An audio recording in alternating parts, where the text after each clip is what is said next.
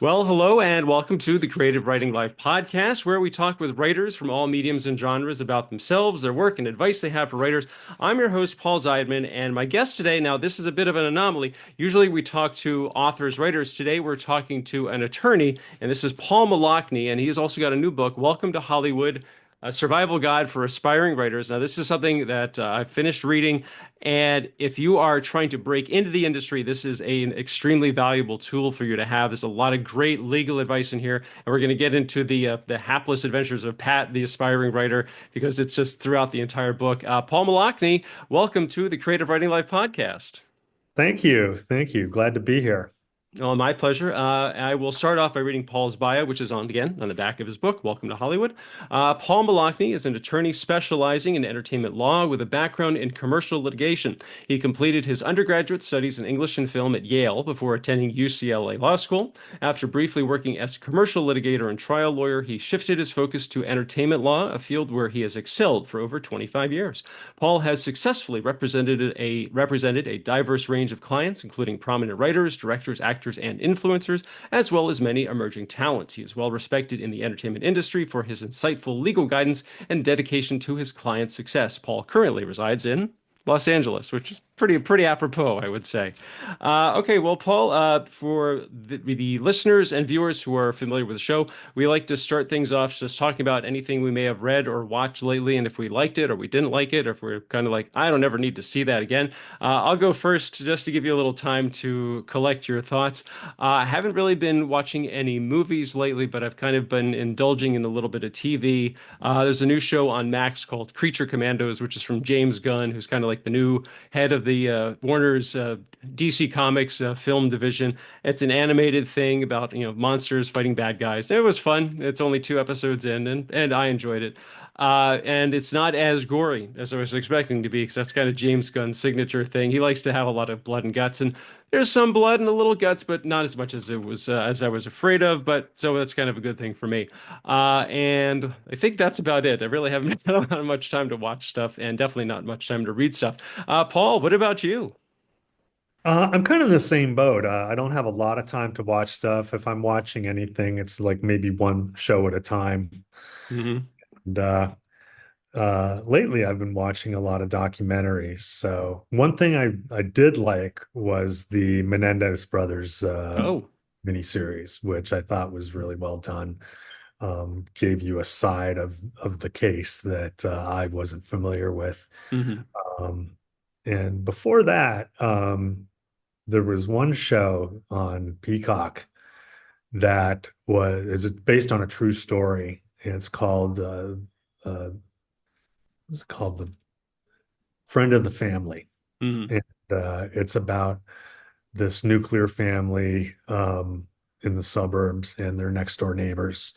The father of the next door neighbor and this is really dark, but he ends up grooming and molesting the neighbor's 11-year-old daughter. Oh God. It's the weirdest story I've ever seen. I can't believe it's true. Oh wow. Um, Okay. So but so so is it was that a documentary, or is it kind of like just kind of like based on a true story type of thing? based on a true story. Yeah, it's a scripted show. Yeah, Okay, it's scripted show. Okay, God, friend of the family on Peacock. Okay, well, definitely not something to, hey kids, gather around the TV, we're gonna watch something type of thing. yeah. I don't recommend it for anyone who has kids. It might be a little too Okay. upsetting.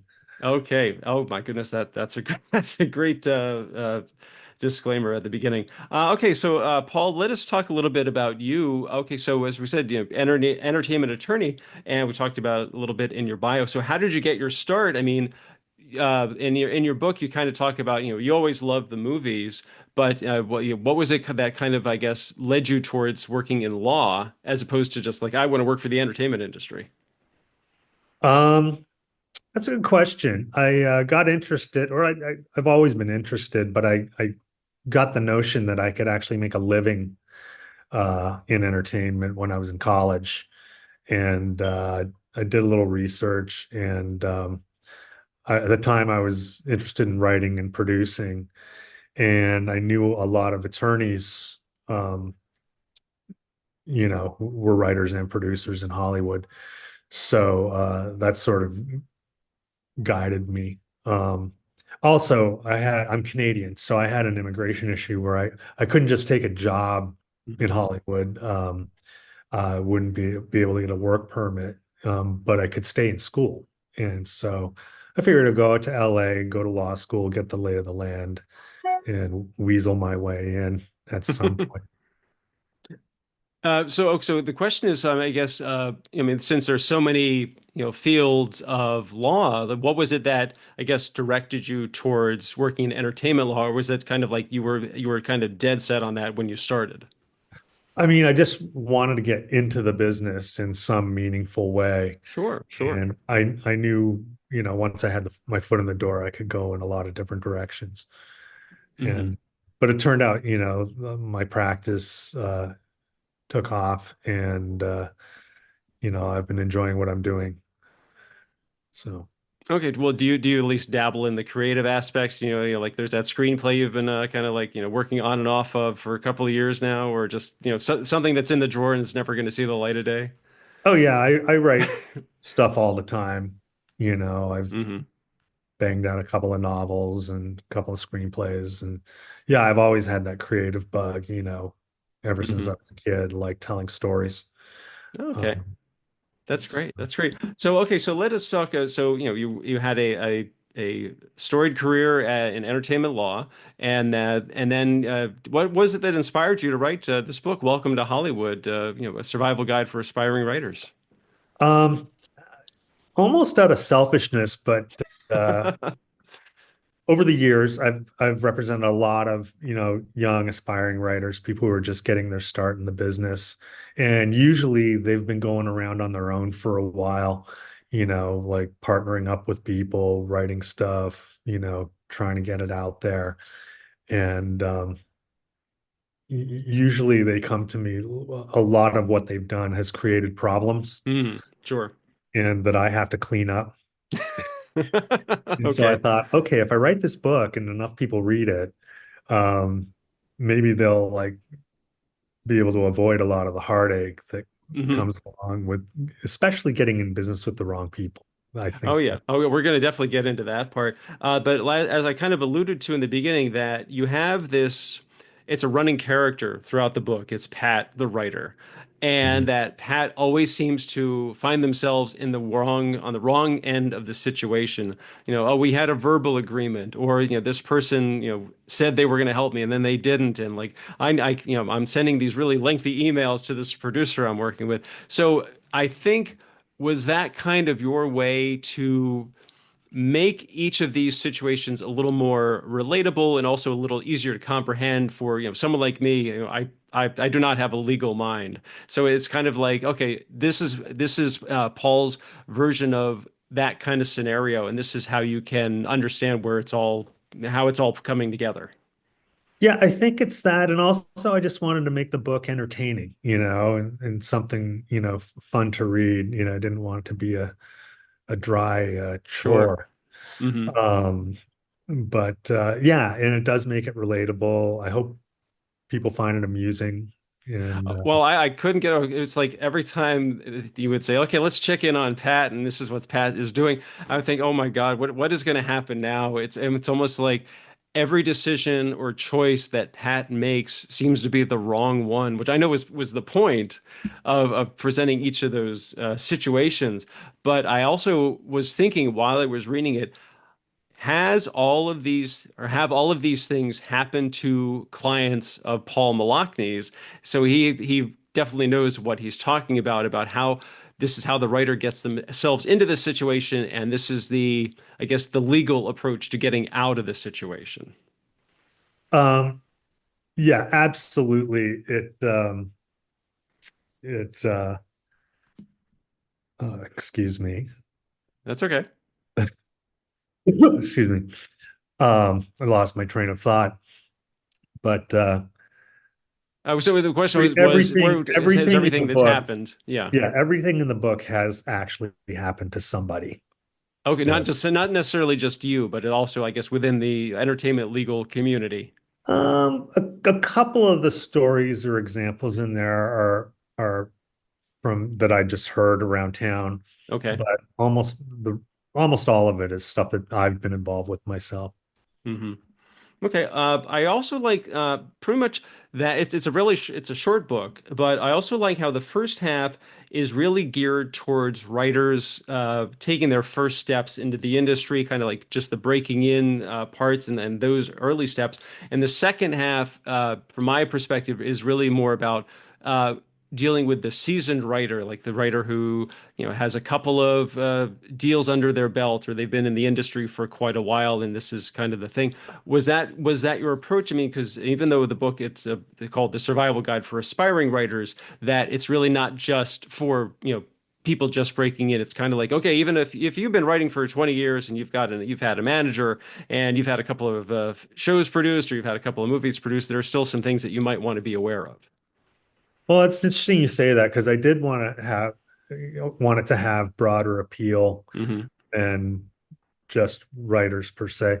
The first half is, I think, yeah, just general advice about the business and how to conduct yourself and avoid problems in general. And yeah, the is second half is more getting into the types of deals you might encounter. Hmm. Um, some of them you may be faced with like shopping agreements and attachment agreements. You may see very early on before there's anyone else in your life. Hmm. Um, and some of them, like an option agreement, for example, that I go into depth about, you may not see until you have representation already. But it's in the book because I think every client should have like a working knowledge of what these deals they're signing Hmm. contain and why it's in there and sort of what to expect in a negotiation. Oh, yeah, that is one of the things I definitely wanted to ask you about because I've been that writer. I've been at this for quite a while, and I've worked with managers and also with producers, and a couple of producers have said, "Oh, yeah, well, I'll give you the dollar option, and it's a year-long contract." And at the time, I'm the writer, like, well, I got nothing else going on, and go through the contract, and everything seems on the up and up, and then they've got the option. I can say, yes, I'm an option writer, and then the producer does nothing with it or can't do Mhm. anything with it or not, you never hear back from them, and then before you know it, the contract is expired, and you're kind of thinking, okay, was this worth my time and effort to work with this producer? And I guess a lot of times the answer is, well, not really, because you didn't get anything out of it, and they weren't able to do anything for you either. Right, exactly. And I talk about doing your homework in terms of who you get into business with and making sure that they are actually in the business Hmm. and have relationships and have places that they can take your work and have a plan. Unfortunately, there's a lot of people out there who are self-styled producers who Hmm. haven't done anything, don't know anyone, or just trying to, get into the business, one way or another Yeah, that is something without that I spending any money. Yeah, yeah, that is something I noticed that you do reference, and I tell newer writers this as well. Definitely subscribe to IMDb Pro. I think right now it's about $150 for a year-long subscription. It used to be 100, but I guess prices go up. And one of the things I found, from my perspective, when you're querying, especially for representation or producers, that I always want to see, okay, what have they worked on? Have they worked on something I'm familiar with? And then you look at their credits and they haven't worked in 10 or 15 years, or they had a string of TV shows in the early Yeah. 90s and nothing since then. And you're thinking, well, what can they do for me? So it really helps you do your homework. And I think you kind of allude to this in throughout the book, is that all these red flags that come up that people should be aware of. Like I wrote down, little, no, or very outdated credits, like they haven't worked in years. And this has happened with me and also with other writers, that the person you're working with, they're like really hyping you up. And then when it comes to, what results are you getting? Little to none. And Hmm. so it's kind of, and the writer kind of feels burned by it. So I mean that I think you really talk about doing your homework, and I think that is definitely a prime example of that sort of thing. Yeah, I think I say it several times throughout the book. Hmm. It's a constant issue. I mean, the problem with it is, if they don't do anything with it, you've taken it off the market for a period of time, Hmm. and when another opportunity may have come up, and you lose that opportunity by getting involved with something that's not going to go anywhere.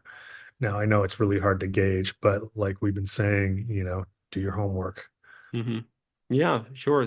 Because that a lot of times, because a lot of writers, especially newer writers, they think, oh, as soon as I get an agent or a manager, I'm all set. I don't have to do any more of the heavy lifting or the hard work. It's all them. I just can stay home and write to my heart's content. And after having talked with a lot of managers over the years, and a lot of them say, no, that's not how it is. You know. That it's hard enough work getting representation, but after you get it, that your workload even doubles because you not only do you have to be writing, but the manager or the agent would like you to actually, contribute to all of the things that they have to do, that they can't just devote all of their time to you because they have other clients as well. And I'm Mhm. thinking that's probably something you've seen a lot of, that a writer may come to you and say, that this manager said he was going to help me, and nothing's happening. Is there anything I can do? Or like they got this deal and it's like totally screwing me over. Um, Not sure what your question is exactly, but um, I think it's just about that. Again, it just it refers back to the whole do your homework thing, and also that do you have to do as much work, if not more, than you originally oh had in yeah, mind. yeah. I think I encounter a lot of clients who, like you said, they deliver their script to their reps and they think that's okay to kick back. And some of them Hmm. don't even write anything. Instead, they call me, "What's going on with my deal? What's going on with my deal?" And I'm like, "I don't know what's going on with your deal, but shouldn't you be writing right now? Like work on your next piece of material. Every piece of material is a new opportunity, and you should be creating opportunities for yourself.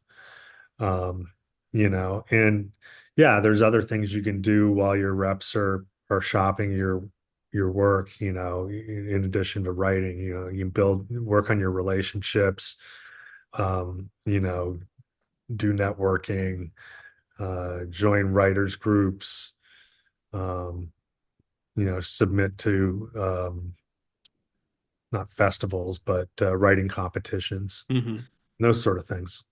Yeah, that is something that I noticed, that throughout the book that there are a lot of excerpts that you have a chapter and then there's a whole page that is dedicated to like 1 to 2 sentences that are referred to in that chapter, and it's just pieces of advice that a lot of them to me really rang true. Like there's everyday successful people consciously or unconsciously ask themselves what they can do that day to advance their careers, even if by only a small increment. I mean, I love this one. Overnight success takes 15 years. And, a Hmm. tried and true classic. As you just said, never rest on your laurels. And this is a really big one. Relationship building is a skill that writers develop and refine throughout their careers. That, as we said, a lot of writers think that, once they make that initial connection, that it's all smooth sailing from then on, not realizing that they have to work on maintaining that relationship. Because I've had writers connect with me and then they some of them immediately after I say yes, I'll connect with you. They say, "Hey, will you read my script?" Or, do you know somebody I can send this to? And my response is usually, "Well, at least buy me a drink first, because I don't know why you're coming to me looking for career guidance, because I'm not exactly, a shining beacon of that." Hmm. Yeah, it's sorry, I keep losing my train of thought here. That's okay. That's okay. It's a, Hope it's this is been going to it's be it's Monday. edited. What do you expect? That's okay. So I think the question I really want to know is, like, when is the best time to get in touch with an entertainment attorney? And I guess the follow-up question is, what is the best way to find the attorney that's right for you? I mean, some writer out there just starting out may think, well, this is I was reading in the trades, and this is the firm that Tom Cruise uses. I'm going to call them up and see if they'll take me on as a client. I mean, and are they just being delusional, or is there a way to, I guess, kind of like gauge, what is a good way to find an entertainment attorney? Um, well, there's a couple ways. I mean, you can use IMDb Pro to find the various attorneys around town. Um, I think like anything, like finding a manager. I think I talk about that and how to reach out is, you send a query letter, something, concise, not too wordy, but lays out what you're doing and what you're looking for. Um, you may have to do a lot of those, but Mhm. you know, all you need to do is find one. Now, in terms of what you're looking for, I mean, ideally you want someone who's experienced enough to handle whatever gets thrown at them and has relationships at least with like the various business and legal affairs attorneys at the studios and production companies. And someone like that can do the job. Mhm. Uh, when you're first going out there and your deals are very low money, it'll be much harder to get someone to work with you. Um, you may have to pay them by the hour, which may or may not be worth it. I Mhm. mean, I always think that an attorney is the first person a writer should get in their life. Hmm. But I would say usually the manager comes first, and they'll bring an attorney in, fairly quickly. Mhm. And and usually you can go with the manager's recommendation on a lawyer. They know, the good managers know all the good lawyers. And you Yeah, know, that is one thing I did notice that in the book that you say, usually go for the manager first and or the attorney and don't focus as much on the agent because I guess if the agent thinks there is material worth pursuing that they will come to you and or they'll come to you through your manager or your attorney. And I've also seen some writers that they don't have an agent or a manager, but they do have an entertainment attorney to handle all the legal stuff. Now, is that a method you would recommend, or is it a really kind of a case by case basis? I think it depends on the lawyer. Hmm. And I think it depends on where you are in your career. I don't think early in your career it makes sense to only have a lawyer. I mean, because lawyers don't really find jobs for people, Hmm. that's what the agent does. Um, but when you're much more advanced in your career, a lot of the top like A-list people in town only have a lawyer. Hmm. It's because they don't need an agent to find them work. The work comes to them. Um, and so, it's much cheaper to pay 5% than to pay 15 or 25%. Okay, and I think you alluded to this earlier that in your experience working with writers, especially those who are just new to the industry, just trying to break in, is there a common issue or issues that you've seen, kind of like a majority? It seems to be about this, or it's a little of this, it's a little of this, it's a little of that. Is it just a wide variety, or is it kind of like usually just a couple of issues? Well, I think the easiest part of the deal is the money, Hmm. just arriving at a number that, both sides can live with or can't live with. The areas where you really start mixing it up are like sometimes on credits, Hmm. um, exclusivity, and how extensive the studio's rights are to in your time and effort. Um, those are the big ones. Other things come up, but those are the biggies, and then the money in a close second. Hmm.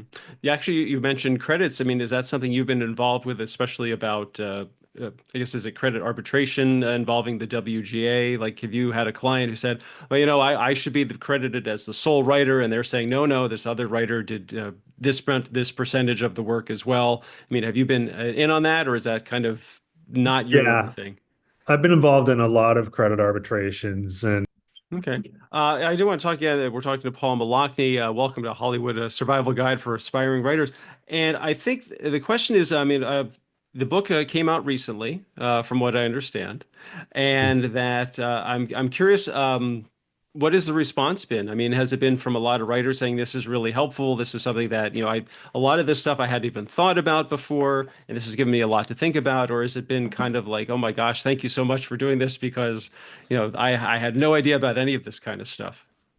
Well, the response overall has been very positive. And yeah, I'm starting to get writers reaching out to me and commenting on the book. And yeah, everyone seems to find it really informative, an entertaining read.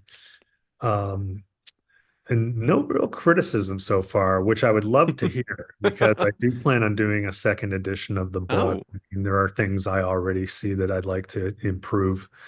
Um, like, oh, so I have to ask, like, what? I mean, the only thing that comes to mind is I think you kind of touch on about issues with streaming in this mhm. book. Would that be, I guess, a more extensive section? I mean, what other areas would you expand on?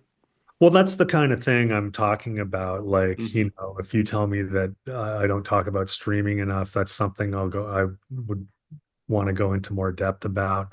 Okay. Um, a lot of people have said to include more examples with Pat, Oh, which is something I would look at. okay. Um, and those are the main things. See, I think that's interesting because I think you do a really good job with all of these pat scenarios that I don't think it's in every chapter, but it's in almost every chapter that it's kind of a like here's what this chapter is about, and here's an example of this involving Pat, and here's what Pat did wrong. And only at the end does Pat suddenly seem to realize, okay, this is something I need to do to fix this. So it's almost like Pat's taking the initiative. One of the things I also thought was really great about the book overall is that it is such a unique approach to working in the industry because so many writing books are about the craft of writing and a few of them, especially more recently, have started talking about the business aspect of it, but they don't really go into as much depth as this book does. So I think it's a great idea that a lot of writers they I don't know, maybe they think the legal aspect is kind of boring and it's kind of like, well, that's not going to help me be a better writer. But not realizing that, it's show business. And so they have to at least have a business mindset when it comes to at least the legal aspects of trying to make a career in the industry. And it was that kind of like what a little bit about another thing that inspired you to put the book together. Um, yeah, I mean, yeah, I think just in general, I've always had a soft spot for young writers, Hmm. and uh, it's why I probably take more of them on than most attorneys. Um, but yeah, I just really just wanted to help, and Okay. That's great. Okay, so Paul Miloknay, again, the book is Welcome to Hollywood and a Survival Guide for Aspiring Writers. Now, Paul, as you said, a lot of writers are getting in touch with you. How can someone who has heard or watched this show, how can they get in touch with you to say, hey, Mr. Miloknay, I'm an aspiring writer and I want to talk to you about, what can you help me with? well, you can go on my website, welcometohollywood.net, and leave a message there. Or some people reach me through LinkedIn, Okay.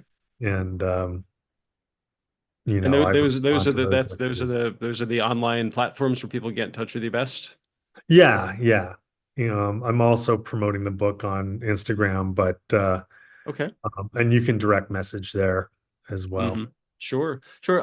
Well, one of the things I'd like to end the show with the interview is asking usually the author what advice they would have for writers. But as an attorney working with writer, is there, I guess, one piece of advice you really want to get across that everybody should really take heed and take this into consideration?